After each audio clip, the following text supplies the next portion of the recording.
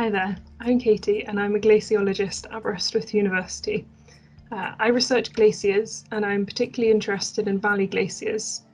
Valley glaciers are found particularly in mountain ranges such as the Alps in Europe and the Himalaya in Asia.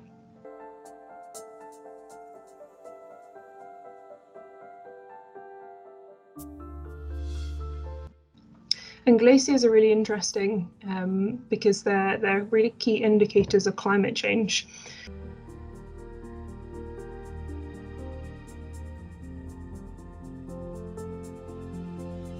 And I've just been involved in a project on Khumbu Glacier in Nepal.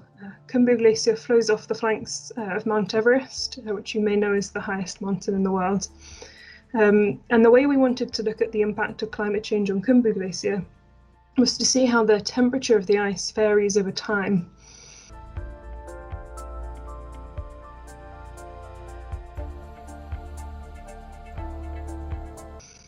So ice obviously is cold, we all know that, but the temperature of ice can vary quite a lot, from maybe -1 or -2 degrees, which is what we call warm ice, down to -20, -30 degrees, which is cold ice.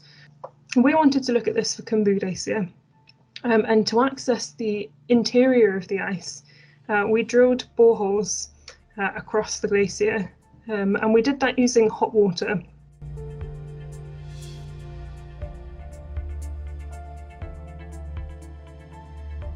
We converted a car pressure washer so that we could drill the borehole with a jet of hot pressurized water. And we wanted to access deep inside the glacier because near to the surface, the temperature of the ice varies following the surface air temperature, so warmer in the summer, colder in the winter. But once you get past about 20 meters into the ice, you start seeing the long-term stable ice temperatures, and that's what we really wanted to access.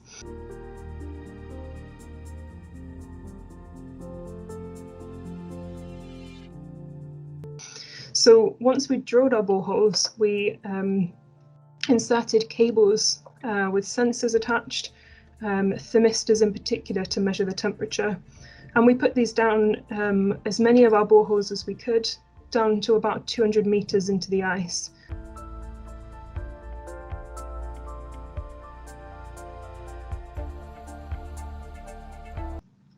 And we left those sensors there as long as we could, given us about 2.5 to 3 years of continuous measurements of ice temperature. And this is going to be really useful for us because it will allow us to see if the temperature of the ice is changing over time. And if the ice is getting warmer over time, then it may well be that the warming climate is having an impact on that and the glaciers might melt faster in the future.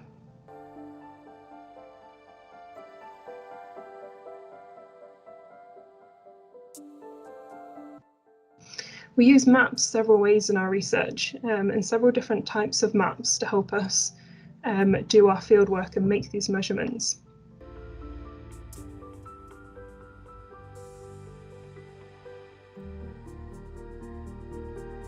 One of the first ways is using a standard map of the area, perhaps one for the national park, one that allows us to plan our fieldwork and plan where we want the boreholes on the glacier, because we wanted to cover a wide area. So we used a map to plan where our boreholes would be drilled.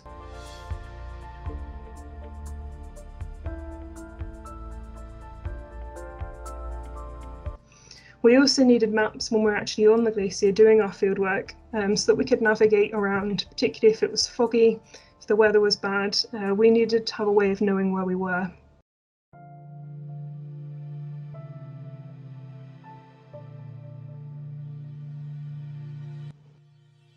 We also use a slightly different type of map to show our results.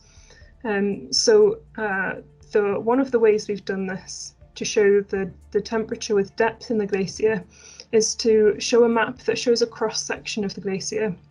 So you have the glacier surface at the top, the glacier bed at the bottom, and then we can show the temperature with depth in each of our boreholes. And that's been a really effective way of displaying what we found in the ice temperature measurements.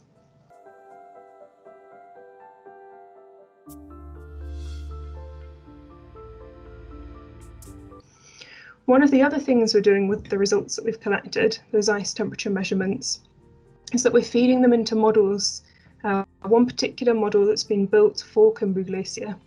We're feeding in the data that we've collected, and this model then predicts how the glacier might behave in the future. It uses several different scenarios of air temperature over time, and it will predict how the glacier will melt and how long the glacier will stay around for.